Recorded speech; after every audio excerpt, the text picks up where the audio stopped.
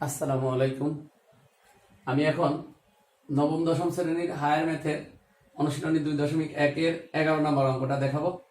তো এই অঙ্কের মধ্যে মেনলি এক এক এবং সার্বিক দেখাতে বলছে। দেওয়া আছে কি, আমরা যদি শুরু থেকে দেখি, f such that R to R, f such that R to R, এই প্রথম আরকে ডোমেন বলে আর দ্বিতীয় আরকে কোডোমেন বলে। এটাকে বলে ডোমেন,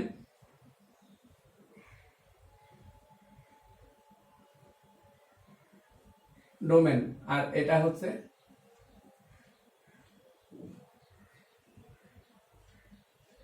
কোডোমেন। একটি ফাংশন যা এফ এক্স সমান দেওয়া আছে এ এক্স প্লাস বি, যেখানে এ বি বাস্তব সংখ্যা, এ বি বিলংস টু আর, মানে এ বি বাস্তব সংখ্যা দ্বারা সংজ্ঞায়িত হলে দেখাও যে এফ এক এক এবং সার্বিক। তো আমাদের প্রথমে এক এক দেখাইতে হবে, তারপরে দেখাবো সার্বিক। আচ্ছা, এক এক নির্ণয় করি।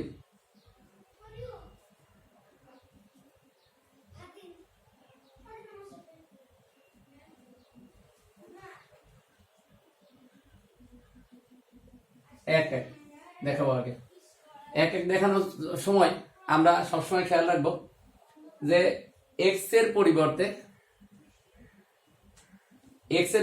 আমরা দুইটা এলিমেন্ট বসাবো বাস্তব সংখ্যা এই ডোমেন থেকে। এই ডোমেনের দুইটা এলিমেন্ট বসাবো, সেটা আমরা একটা x1 একটা x2 ধরে নিতে পারি।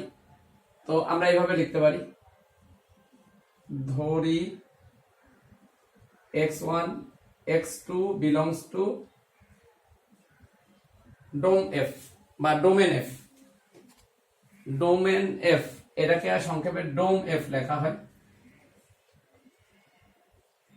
ডোম এফ। অর্থাৎ এখন x1 এখানে বসাবো, তাহলে এখানেও x1 হবে,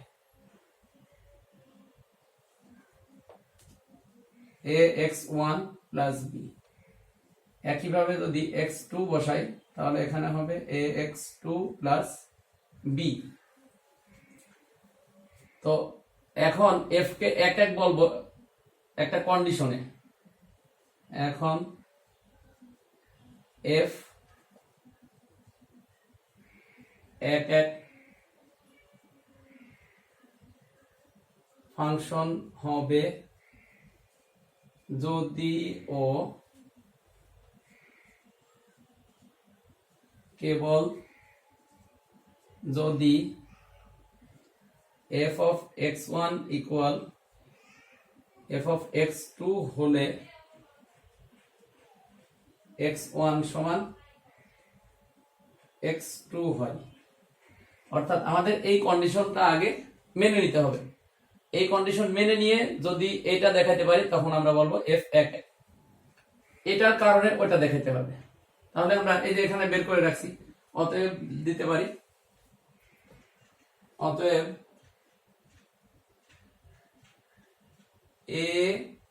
ax1 প্লাস বি সমান ax2 প্লাস বি। তাহলে আমরা এই বিটাকে সাইড চেঞ্জ করে ওই পাশে নিলে, বা উভয় দিক থেকে বি বাদ দিয়ে এটাও লেখা যায় সাইড নোটে, বি বাদ দিয়ে বা বিয়োগ করে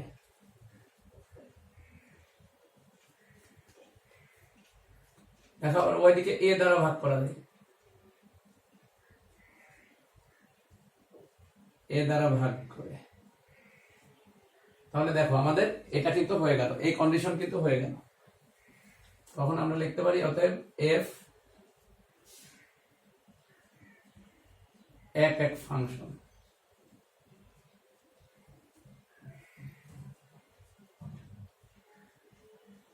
শোন।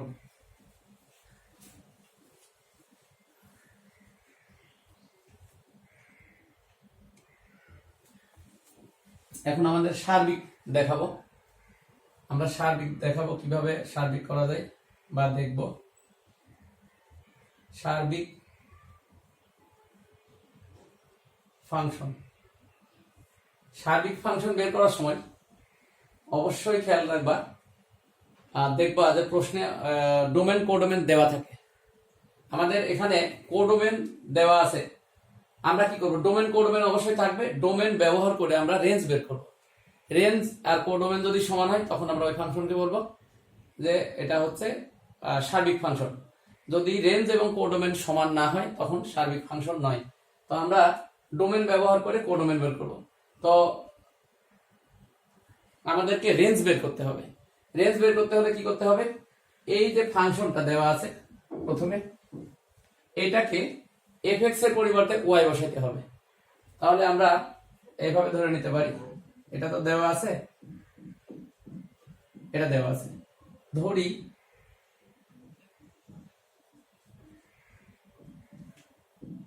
এদিক থেকে লিখি, এপাশ থেকে লিখলে আরেকটু লেখা যাবে। ধরি y সমান ax প্লাস b। এখন দেখো এই fx এর জায়গায় কিন্তু এটা লিখলাম, fx এর জায়গায় হয়ে গেল এটা, y লিখলাম। y লেখার কারণে এই যে এখন একটা ইকুয়েশন হলো, এই ইকুয়েশনকে কিন্তু বলে হচ্ছে x এর মাধ্যমে y এর প্রকাশ, y কে x এর মাধ্যমে প্রকাশ। এখন যেহেতু আমরা ডোমেন থেকে রেঞ্জ বের করব, তাহলে আমাদেরকে এটা উল্টাইতে হবে। এটা আছে হচ্ছে y কে প্রকাশ করা হয়েছে x এর মাধ্যমে, এখন আমরা প্রকাশ করব x কে y এর মাধ্যমে। কিভাবে দেখো, তাহলে x প্লাস b, সরাসরি আমরা এই লাইনটা লিখতে পারতাম, তাহলে এই লাইন না লিখে এক লাইন কমে যেত। দেখো b চলে যাবে ওই পাশে, y মাইনাস b, তাহলে x সমান হচ্ছে y minus b by a। এখন দেখো এটাকে বলা হচ্ছে x কে y এর মাধ্যমে প্রকাশ। তো এখন আমরা ডোমেন নরমাল ডোমেন রেঞ্জ কিন্তু বের করা আগের ক্লাসগুলোতে দেখানো আছে, ডোমেনের উপর ক্লাস আছে, রেঞ্জের উপর ক্লাস আছে, আগে দুইটা ক্লাস কিন্তু আছে, এটা তৃতীয় ক্লাস।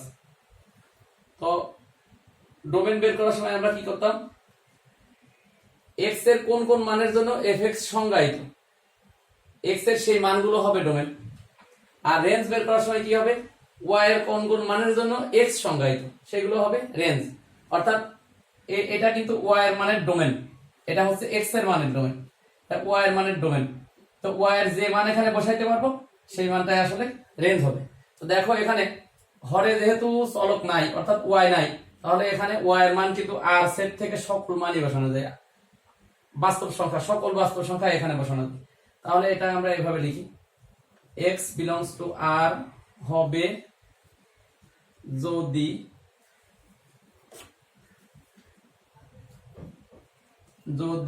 ও কেবল যদি y belongs to r হয়। তাহলে দেখো রেঞ্জ হয়ে গেল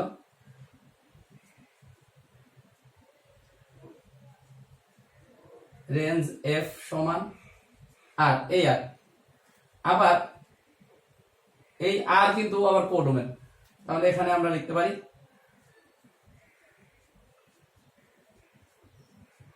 কোডোমেন।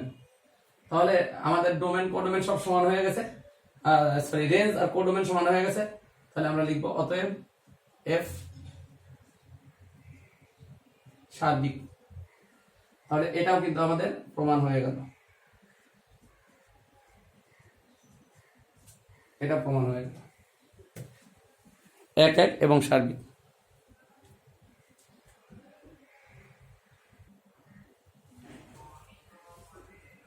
এখন আমরা 11 খ নাম্বারটা দেখব। এখানেও সেম কোশ্চেন, কতে যা আছে খতে সেম কোশ্চেন থাকে।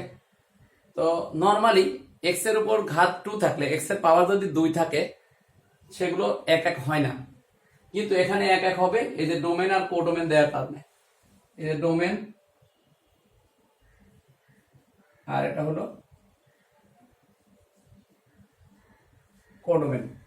ডোমেন কোডোমেন যেহেতু দেওয়া আছে, শর্ত দেওয়া আছে, আর সার্বিকের জন্য কিন্তু অবশ্যই ওইগুলো থাকেই, প্রশ্নে থাকবে। তো এক একটার জন্য এখানে দরকার, এই কন্ডিশনের কারণে এটা এক এক হবে। দেখো কিভাবে। তো প্রথমে এক একের জন্য আমরা আগে যেমন করেছিলাম ওই রকম, প্রথমে কি করব, x এর জন্য x এর পরিবর্তে দুইটা মান নিব ডোমেন থেকে। তো এখানে তো ডোমেন দেওয়া আছে, এই ডোমেনের এলিমেন্ট নিব দুইটা,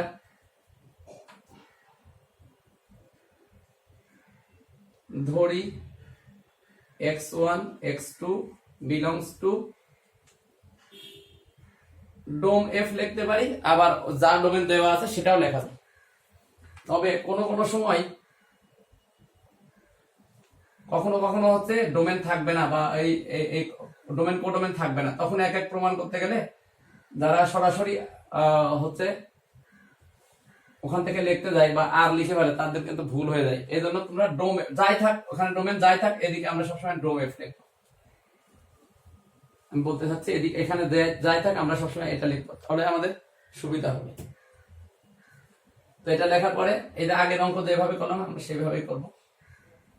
x1 তাহলে ওইদিকে 1 মাইনাস x1 স্কোয়ার রুট, আর একটা হচ্ছে x2 বসাইলে 1 minus x2 square root. এখন দেখো এখন এই যে ওই কথাটা লিখবো, এফ এফ এফ এক এক হবে, এফ এক এক হবে যদি ও কেবল যদি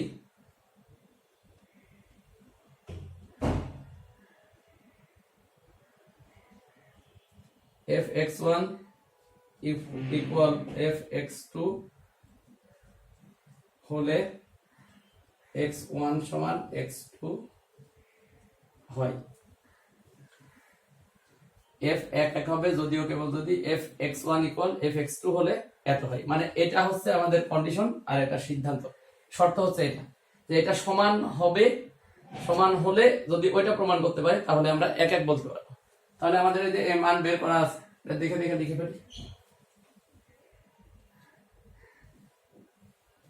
1 মাইনাস x1 স্কোয়ার এর root equal 1 minus x2 whole square এর রুট। এখন দুই পাশ থেকে আমরা জানি যে রুট উঠিয়ে ফেলা দেওয়া যায়, অর্থাৎ বর্গ করলে উঠে যাবে, রুট আর নিব না। কেন উঠলো? বর্গ করে। বর্গ দেখাতে গেলে লাইন বাড়বে, এই জন্য আর বর্গ না দেখালেও চলবে। তাহলে এখন দেখো minus x1 1 minus x2 minus 1, আবার উভয় পাশ থেকে 1 বিয়োগ করে এটা লিখে দিলেও হতো সাইড নোটে। এখন দেখো দুই পাশ থেকে কিন্তু মাইনাস চলে যায়, মাইনাস 1 দ্বারা গুণ। দেখো এখন বর্গমূল করলে একটা প্লাস মাইনাস হওয়ার কথা, বর্গমূল করলে কিন্তু প্লাস মাইনাস চিহ্ন হওয়ার কথা, কিন্তু এখানে হবে না। দেখো এখানে প্লাস মাইনাস চিহ্ন হওয়ার কথা, অর্থাৎ এমন হওয়ার কথা ছিল x1 equal plus minus root, এমন হওয়ার কথা ছিল। এটা হলে plus minus sorry plus minus x2 হওয়ার কথা ছিল, কিন্তু প্লাস মাইনাসটা কেন হবে না? যেহেতু x1 x2 বিলংস টু আমরা কি ধরে নিছি? ডোম এফ। আমাদের ডোমেন আছে কি? এটা আছে, এই যে এটা, এই ডোমেনের এলিমেন্ট যেহেতু এই দুইটা, তাহলে এটা দেখো 0 থেকে 1, 0 থেকে 1 এর মধ্যে কি নেগেটিভ চিহ্ন আছে? 0 থেকে 1 এর মধ্যে নেগেটিভ চিহ্ন নাই, এই জন্য নেগেটিভ চিহ্ন হবে না। নেগেটিভ চিহ্ন না হলে প্লাস চিহ্ন, পজিটিভ চিহ্ন হবে, এই জন্য এটা এক এক হবে। তাহলে x1 সমান x2 এই কন্ডিশনের সাথে মিলে গেল।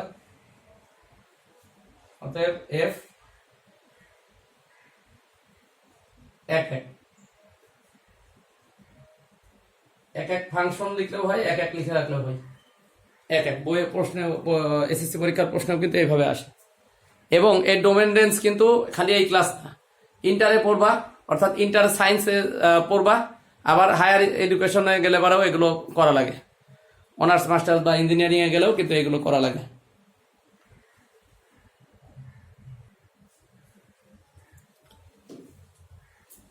সার্বিক নির্ণয়, সার্বিক ফাংশন নির্ণয়ের সময় আমি কিন্তু ক নাম্বারের মধ্যে একটা প্রসেস দেখাইছি রেঞ্জ বের করার, আর একটা প্রসেস আছে, সেটা হচ্ছে কি, ওখানে যেমন আর ছিল, আর এখানে কিন্তু 0 থেকে 1 পর্যন্ত থার্ড ব্র্যাকেট দেওয়া হচ্ছে 0 1 সহ।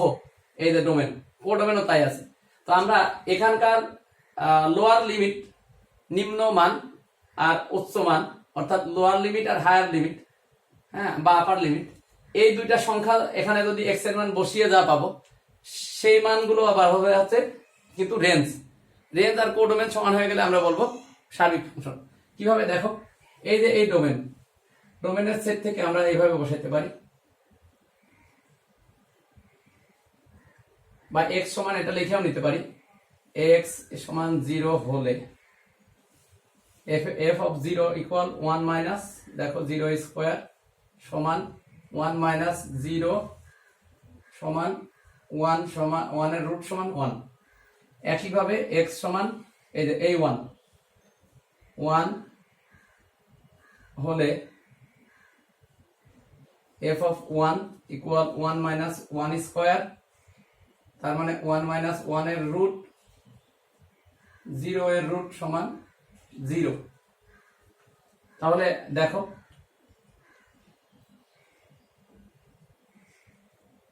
রেঞ্জ বের করব কিভাবে, রেঞ্জ এফ ইকুয়াল এই যে 0 1 এর মধ্যে ছোট ভ্যালু কোনটা, ছোট ভ্যালু বামে লিখি নরমালি আমরা, আর বড় ভ্যালুটা ডানে লিখি।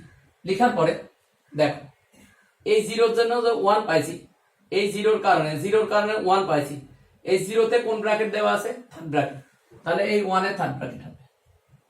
আবার এই 1 এর জন্য কি পাইছি 0, এই 1 এ কোন ব্র্যাকেট আছে, 1 এ আছে থার্ড ব্র্যাকেট, তাহলে এই 0 তে থার্ড ব্র্যাকেট হবে।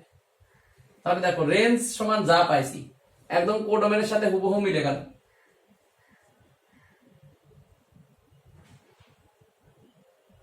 কোডোমেন, অতএব এফ সার্বিক ফাংশন। তাহলে এটাও আমরা দেখে ফেললাম। আমি একটু সাইড নোট, যদিও এটা রাফ একটু লিখে দিচ্ছি।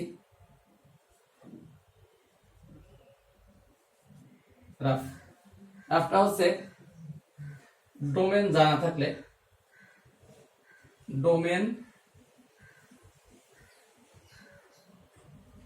জানা থাকলে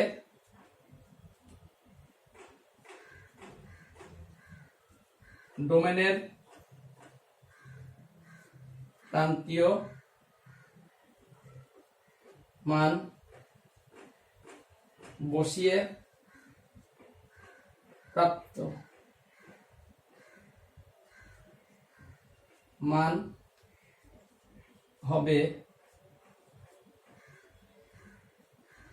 রেঞ্জের প্রান্ত মান। এটা কিন্তু শুধুমাত্র ডোমেন যদি জানা থাকে, ডোমেন না জানলে হবে না, ডোমেন জানা থাকতে হবে। ডোমেন জানা থাকলে আমরা এইভাবে করেও বের করতে পারি। এটা সহজ প্রসেস, আমি তাও তো বিস্তারিত লিখে দিলাম। তো এইভাবে আমরা ডোমেন রেঞ্জ বের করতে পারি।